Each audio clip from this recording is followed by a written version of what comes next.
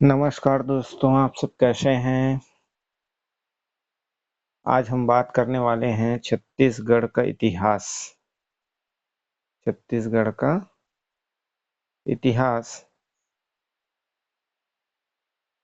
एवं स्वतंत्रता आंदोलन में छत्तीसगढ़ का योगदान। इसको ध्यान से देखिएगा दोस्तों, यहाँ पर ये जो टॉपिक है, अभी बहुत सारी सीजी व्यापम की वैकेंसी आने वाले हैं, उसमें यहाँ पर क्वेश्चन बहुत सारे आने वाले हैं। इसको ध्यान से देखिएगा दोस्तों। यहाँ पर देखिए आज का पहला क्वेश्चन क्या है, देखिए जो आपका फूड इंस्पेक्टर 2022 में आया हुआ है। यहाँ पर देखिए इस राज्य में मराठा शासन काल में रक्षाबंधन के अवसर पर कमाविंसदार को दिए जाने वाले उपहार को कहा जाता है। तो यहाँ पर क्या कहा जाता है, देखिए कमाविंसदार को दिए जाने वाले उपहार को टीका और नजराना कहा जाता है। ऑप्शन बी जो है सही आंसर है दोस्तों। दूसरा क्वेश्चन क्या है, देखिए यहाँ पर छत्तीसगढ़ में निम्नलिखित स्थानों से पाषाण युग के औजार के साक्ष्य प्राप्त हुए हैं। तो यहाँ पर ये जो ऑप्शन डी है, कबरा पहाड़ जिला रायगढ़, इसमें देखिए इनकी व्याख्या क्या है। कबरा पहाड़ जिला रायगढ़ से ही सर्वाधिक शैल चित्रों की प्राप्ति हुई है। यहीं से अर्धचंद्राकार फलक वाले उपकरण भी प्राप्त हुए हैं। इसको ध्यान रखेंगे दोस्तों। क्या है, देखिए यहाँ पर क्या है, कबरा पहाड़ जिला रायगढ़ से ही सर्वाधिक शैल चित्रों की प्राप्ति हुई है। यहीं से अर्धचंद्राकार फलक वाले उपकरण भी प्राप्त हुए हैं। इसको आपको ध्यान में रखना है। चलिए इसके बाद हम बात करेंगे, देखिए आनंद, क्वेश्चन नंबर 3 क्या है, आनंद प्रभु कुटी विहार में स्थापित मुख्य प्रतिमा किसकी है। तो यहाँ पर देखिए मुख्य प्रतिमा किसकी है, तो आनंद प्रभु कुटी विहार में स्थापित मुख्य प्रतिमा जो है बुद्ध की है। किसकी है, बुद्ध की है। ठीक है, इसके बाद हम आ जाते हैं नेक्स्ट जो प्रश्न है। यहाँ पर देखिए क्वेश्चन नंबर 4 क्या कहता है, यहाँ पर क्वेश्चन नंबर 4 जो है, यह कहा जाता है कि छत्तीसगढ़ में पाए गए पुरातत्व सिक्के ईसा पूर्व दूसरी सदी से संबंधित है। इन मूल्यवान सिक्कों का क्या नाम है।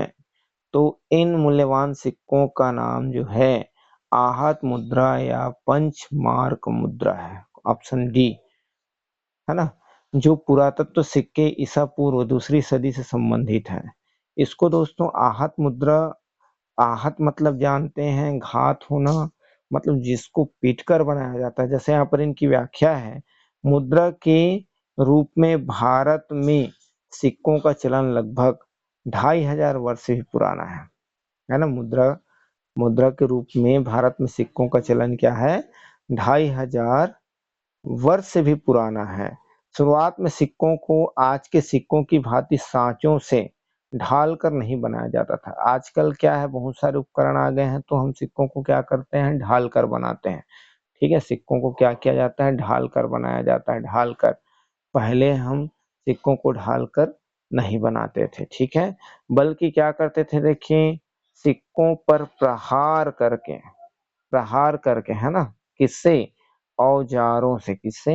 औजारों से प्रहार कर आकृतियां बनाई जाती थी। इस तरह के सिक्के आहत सिक्के पंचमार्क क्वाइन कहलाते हैं। ठीक है, इसके बाद हम आ जाते हैं क्वेश्चन नंबर 5। छत्तीसगढ़ में चितवा डोंगरी के शैल चित्रों की खोज सर्वप्रथम किसने की। तो यहाँ पर देखिए छत्तीसगढ़ में चितवा डोंगरी शैल चित्रों की खोज भगवान सिंह बघेल एवं रमेंद्रनाथ मिश्र ने की। भगवान सिंह बघेल एवं रमेंद्रनाथ मिश्र ने की। ठीक है, इसके बाद हम बात करते हैं, देखिए इनकी व्याख्या जो है, चितवा डोंगरी के बारे में जो व्याख्या है क्या है, बालोद जिला में स्थित चितवा डोंगरी के शैल चित्रों का अध्ययन भगवान सिंह बघेल एवं रमेंद्रनाथ मिश्र के द्वारा किया गया। ये जो है इंपॉर्टेंट क्वेश्चन है दोस्तों। यहाँ पर देखिए ये भी आपका CGPSC प्री में पूछा गया है, ध्यान रखेंगे। तो यहाँ पर हम आज से आपको एग्जाम में आए हुए क्वेश्चनों के बारे में बताएंगे और जो भविष्य में आने की संभावना भी है।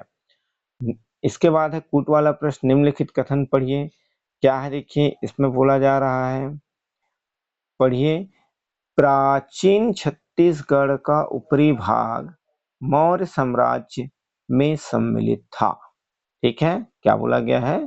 प्राचीन छत्तीसगढ़ का ऊपरी भाग मौर्य साम्राज्य से संबंधित सम्मिलित था।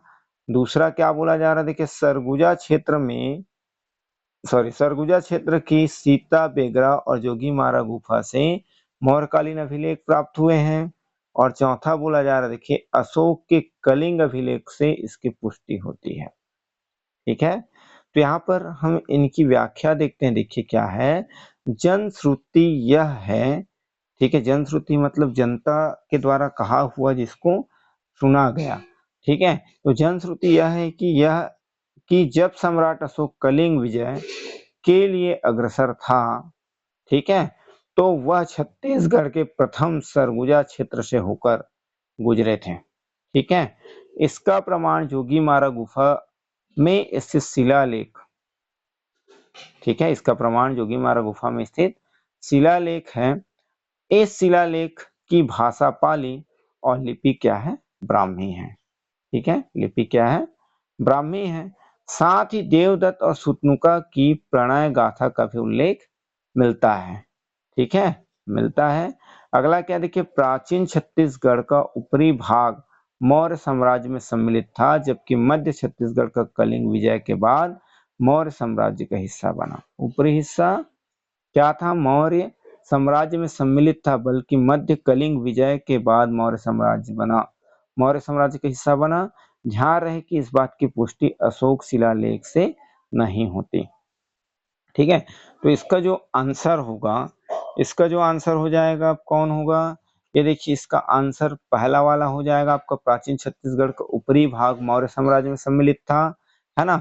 और दूसरा सही हो जाएगा, सरगुजा क्षेत्र की सीता बेंगरा और जोगीमारा गुफा से क्या होता है? मौर्यकालीन अभिलेख प्राप्त होते हैं।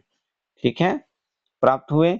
इसके बाद देखिए दमऊ दहरा, जो भी इंपॉर्टेंट क्वेश्चन है, ये देखिए ये भी है ना, ये भी आपका CGPSC और असिस्टेंट HYD में आया हुआ है 2020 में। इसमें देखिए दमऊ दहरा नाला चट्टान लेख में लिखा हुआ है कि राजकुमार वरदत्त 1000 गायें दान में दी थी। यह स्थान किस स्थान के नाम से जाना जाता है? तो ये जो है ऑप्शन सी जो है, कुंजी ग्राम शक्ति के नाम से जाना जाता है, ध्यान रखेंगे, है ना, जिसमें 1000 गायें वरदत्त ने क्या की थी? दान में दी थी। ठीक है, इसकी व्याख्या यहाँ पर देखिए, गुंजी शिलालेख सातवाहन वंशियों से संबंधित है, जो कि राजा वरदत्त श्री का अभिलेख है ना, जो कि राजा देखिए गुंजी शिलालेख सातवाहन वंशियों से संबंधित है, जो कि राजा वरदत्त श्री का अभिलेख है। इस अभिलेख में यह उल्लेखित है कि वरदत्त श्री द्वारा अपनी आयु वृद्धि के लिए ब्राह्मणों को 1000 गायें दान में दी गई थी। ठीक है, आगे बढ़ते हैं, क्वेश्चन नंबर 8। इसमें क्या है देखिए, प्राचीन काल में छत्तीसगढ़ को किस नाम से जाना जाता था, जिसका उल्लेख रामायण और महाभारत दोनों में मिलता है। तो यहाँ पर देखिए, प्राचीन काल में छत्तीसगढ़ को दक्षिण कोसल के नाम से जाना जाता था। ठीक है, और हम छत्तीसगढ़ को क्या कहते हैं? दक्षिण कोसल को रामलला का ननिहाल भी कहते हैं, इसको भी आपको ध्यान में रखना है। ठीक है,